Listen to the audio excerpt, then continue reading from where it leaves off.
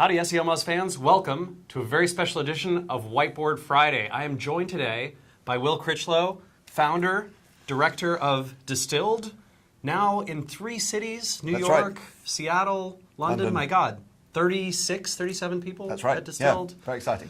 Absolutely amazing. Congratulations on all the success. Thank you. Will, despite the success that Distilled is having, there are a lot of people on the web who have been suffering lately. It's been painful. Yeah.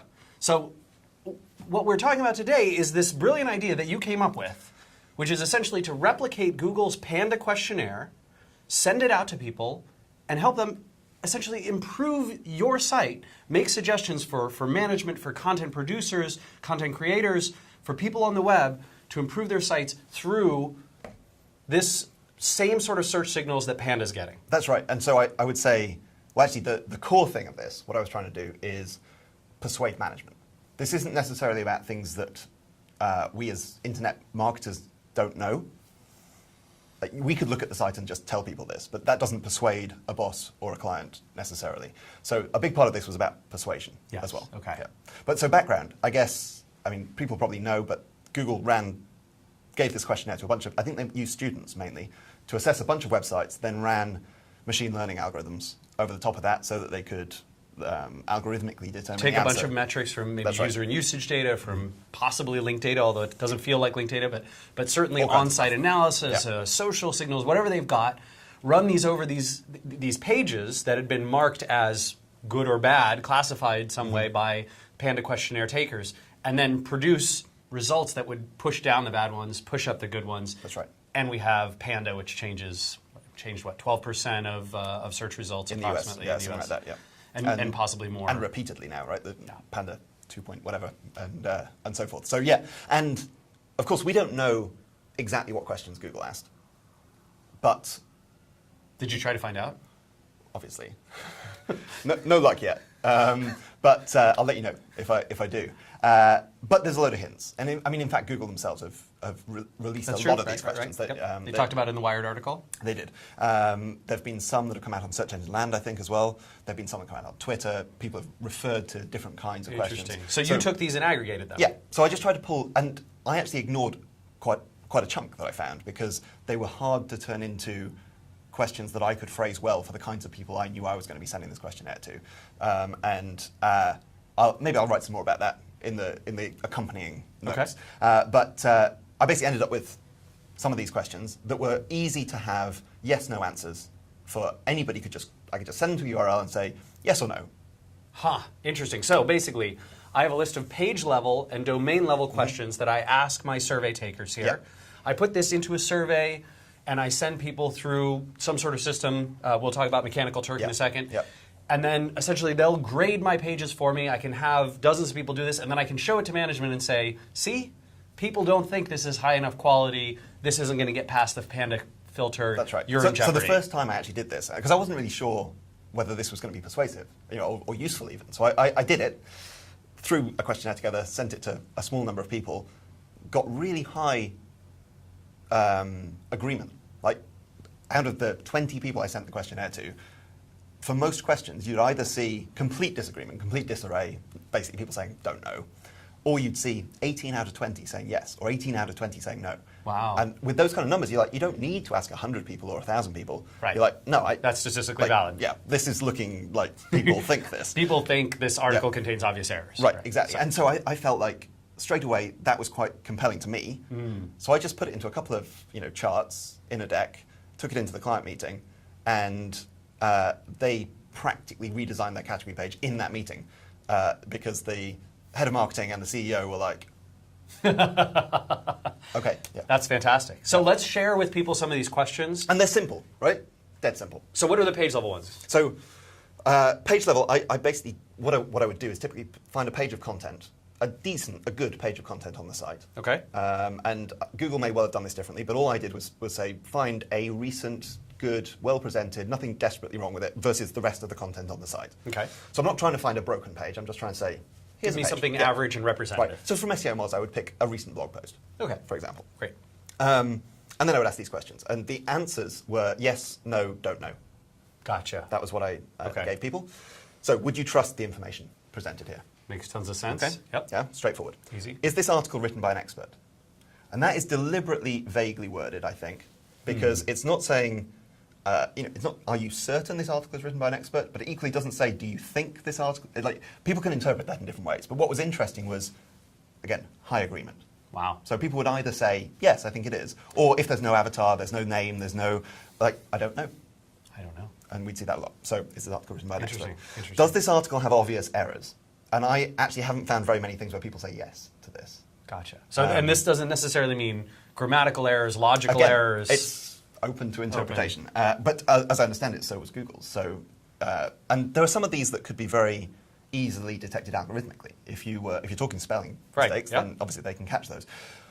But here, where we're talking about they're going to run machine learning, it could be much broader. It could be formatting mistakes. It could be, or this could be used in concert with other questions where they say, "Boy, it's on the verge," and they said obvious errors. We're going to not. That's a bad this. one. Exactly. Okay. Does the article provide original content or information? A very similar one. Now, as SEOs, we might interpret this as duplicate content, right? But a normal survey taker is probably going to think to themselves, are they saying something that no one has said before on this topic? Yeah, or even just, do I get the sense that this has been written for this site rather than just cribbed from somewhere? Right. And that may just be a gut feel. So this is really going to hurt the Mahalos out there who just aggregate information. You would hope so, yeah. Does this article contain insightful analysis? Again, quite vague, quite open, but quite a lot of agreement on it. Would you consider bookmarking this page? I think this is a fascinating question. That's a beautiful one. Yeah. And obviously, again, here I was sending these to a random set of people. Again, which, as I understand it, is very similar to what Google did. They didn't take domain experts. Ah, okay. As I understand it, they took students, so smart people, I guess, right. but not, if it's a medical site, these weren't doctors, they weren't whatever. Right. So I guess some people would answer no to this question because they're just not interested in it. Sure. You send an SEO Moz page to somebody who's just not But into if internet no marketing. one considers bookmarking a page, not even consider it, Yeah, again, Bad signal. I think the consider phrasing is quite useful here. And people did seem to get the gist, because they've answered all of the questions by this point. I would send the whole set to one person right? as well. So they kind of get what we're asking. Are there excessive adverts on this page? I love this question. So Tom actually was one of the guys, he was speculating early on that this was one of the factors. He built a custom search engine, I think, of domains that had been hit by the first Panda update. Oh, right. And then was like, these guys are all loaded with adverts. Is that maybe a signal? And we believe it is. And this is one of the ones that management just. So this was the one where I presented a thing that said, 90% of people who see your site trust it. They believe that it's written by experts, it's quality content. But then I showed 75% of people who hit your category pages think there are too many adverts. Too much advertising. Phenomenal way to get someone to buy in when they say, hey, our site is just fine. Yeah. It's not excessive. There's tons of websites on the internet that do this. Yep. And you can say, well, that's let's what your not users argue think. about opinions. Yes. Let's look at the data. Exactly. Right. And finally, would you expect to see this article in print? This is my absolute favorite question, I got to say, on this list. Just brilliant.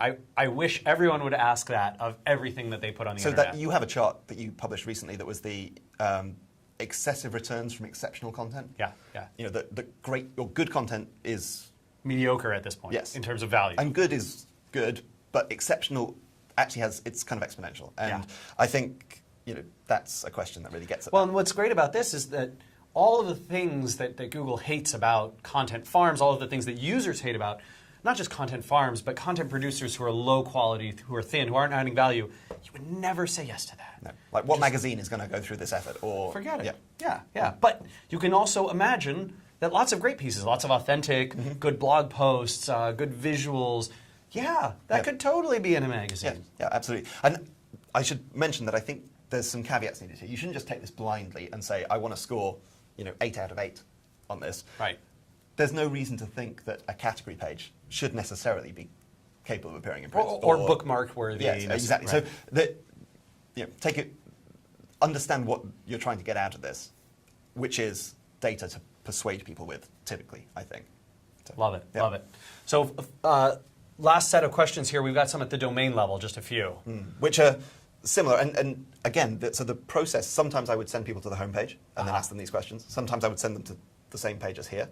Sometimes it would be a category page or just kind of a normal page on the Right, site. to give them a sense of the site. Yeah, and obviously they can browse around. So the instructions for this is answer answer if you have an immediate impression, or if you need to take some time and look around the site. Go do that. Yeah. So would you give this site your credit card details? Obviously there are some kinds of sites this doesn't apply to, but if you're trying to take payment, then it's kind of important. I think. A little bit, just a touch. And there's obvious overlaps with all of this with conversion rate optimization, right? But yeah. This specific example, so would you trust medical information from this site, is one that I've seen Google refer to. Yeah, I saw. And they talk about it a lot because I think it's the classic rebuttal to bad content is, would you want bad medical content ranking? Well, yeah, okay. But obviously, again, only applies if your site is medical. And you could swap out medical information with whatever type of, And so I actually tried very often, I would just say, would you trust information from this site? And just say, would you trust it? But if we were using it on Moz, we might say, would you trust web marketing information? Would you trust SEO information? Would you trust analytics information? Are these guys domain experts, in your opinion? And this, almost the same thing, would you recognize this site as an authority? And this, again, has so much in it. Yeah. Because if you send somebody to Nike.com, they're going to, no matter what the website is, they're probably going to say yes, right? Because they've heard of the brand. If you send somebody to a website they've never heard of, a lot of this comes down to design. Yes. Well, and I think this one comes down to... An awful lot of it does. A lot of this comes down to design, and authority is really branding, familiarity. Have I heard of this site? Does it seem legitimate? Right? So I might get to, a great blog like stuntdouble.com, right? And I might think to myself, well, I'm not very familiar with the world of web marketing. I haven't heard of Stunt Double, so I don't recognize it as authority. But yeah, I would probably trust SEO information from this site. It looks good, seems authentic, the provider's decent. So there's kind of that balance. So again, it's very hard to know what people are thinking when they're answering these questions, but the degree of agreement is where you get something. So let's talk about Mechanical Turk. Just to end this up, you take these questions and put them through a process using Mechanical Turk. So I actually used a service called Smartsheet.com, which essentially it's a little bit like Google Docs spreadsheets, very similar to Google Docs spreadsheets, but it has an interface with Mechanical Turk. So you can just literally put the column headings as the questions. Then each row, you have the page that you want somebody to go to, the input, if you like. So SEOmoz.org/blog/whatever. And then you select how many rows you want, click submit to Mechanical Turk, and it creates a task on Mechanical Turk for each row independently. So this is just easy as pie. It's just, dead simple. So this whole thing, putting together the questionnaire and gathering it the first time, took me 20 minutes. Wow. My God. And I paid 50 cents an answer, which is probably slightly more than I would have had to, but I wanted answers quickly. I said, I need them returned in an hour. And I said, I want you to maybe have a quick look around the website. Not just gut feel, have a quick look around. And I did it for 20, got it back in an hour, cost me $10. My God, this is the most dirt cheap form of market research for improving your website that I can think of. It's amazing. Yeah. Absolutely amazing. Well, I hope lots of people adopt this philosophy. I hope, Will, you'll jump into the Q&A if people have questions about this process. Fill out some extra information. Yeah, definitely. Excellent. And thank you so much for joining us. Anytime. And thanks to all of you. We'll see you again next week for another edition of Whiteboard Friday. Take care. Bye.